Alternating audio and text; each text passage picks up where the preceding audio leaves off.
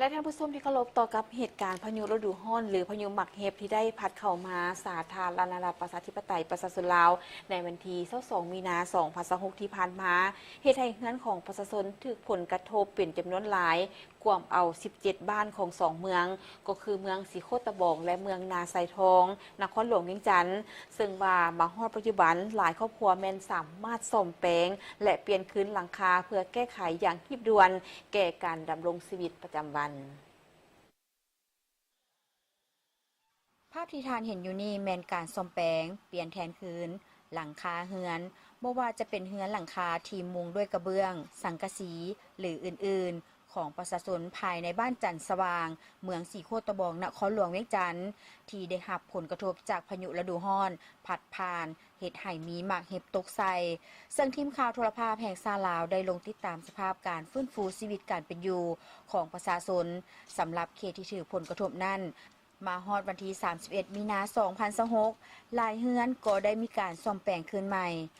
เฉพาะส่วนใหญ่ผลกระทบจากการถือบักเห็บตกในครั้งนี้แม้นได้ทำลายหลังคาเฮือนของประชาชนสร้างความเสียหายอย่างนักหน่วงบางเฮือนหลังคาถูกปลิวไปพร้อมกับพายุเพียงพริบตา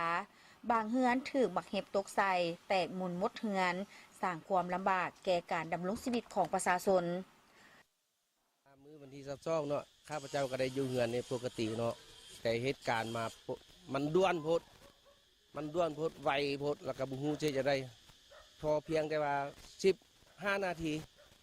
มักเห็บตกมูลหมดเลยบ่ฮู้จะเฮ็ดหยังได้เลยไปก็บ่ทันจิลีก็บ่ทันนั่นน่ะวันที่23เนาะหลังจากมันเกิดเหตุแล้ววันที่23น่ะไฟก็บ่มีไฟก็บ่มาน้ำก็มาถือว่ามื้อนั้น24 ชั่วโมงถือว่า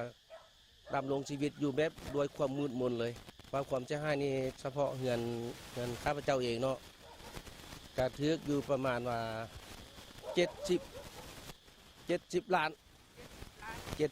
กีบรวมทั้งหมดทั้งเพดานทั้งกระเบื้องทุกสิ่งทุกอย่างนะตัวนี้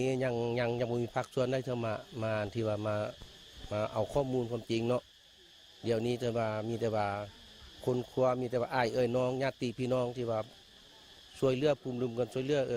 แม้ว่าให้ผู้นั้นก็น้อยนึงผู้นี้น้อยนึงมีแต่ญาติพี่น้องแต่ภาครัฐยังก็ได้ยินว่ามาช่วยอยู่แต่ว่าทางบ้านทางเมืองเพิ่นกันยังบ่ทันฮอดนับตั้งแต่เกิดมาแล้วก็ได้60 ปลายปีนี่หาก็เห็นเทื่อเดียวนี้แต่การเสียหายนี่ก็ถือว่ามันหลังคานี่บ่มีหยังแล้วมูลค่าตะกี้นี่เฮาเอากระเบื้องนี่มัน700 ปลายแผ่นจังซั่นนี่มันกระทบลงมาเลยมันบ่เหลือจักแผ่นเลยแม่นบัดนี้นี่เฮาก็พยายามที่สุดเดี๋ยวนี้นะห้องหาหมู่หาคู่พักพวกพี่น้องปองปายนี่แหละมาช่วยจังซั่นนี่ก็มีแต่น้องหักน้องแพงหมู่คู่พักพวกแดก็มาช่วยเฮ็ดนั่นแหละนับตั้งแต่มื้อเกิดมาหั่นนะเดี๋ยวนี้ก็ได้อยู่ประมาณ 50%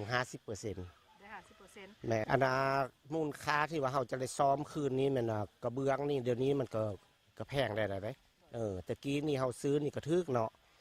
เดี๋ยวนี้นี่สภาพปัจจุบันนี่ถือว่าแผ่นนึงได้แม่น38,000ดอกขึ้นมาจนฮอด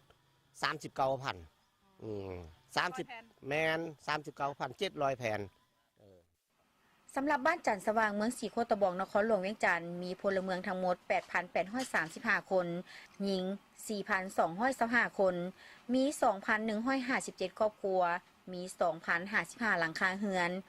ที่ถือผลกระทบในครั้งนี้มีทั้งหมด 1,800 หลังคาเรือนมาฮอดปัจจุบันการซ่อมแปลงเรือนสำเร็จแล้วมี 40 ส่วนห้อยกำลังซ่อมแปลงกวมเอาเกือบ 60 ส่วนห้อยคาดว่าจะสำเร็จในไวๆนี้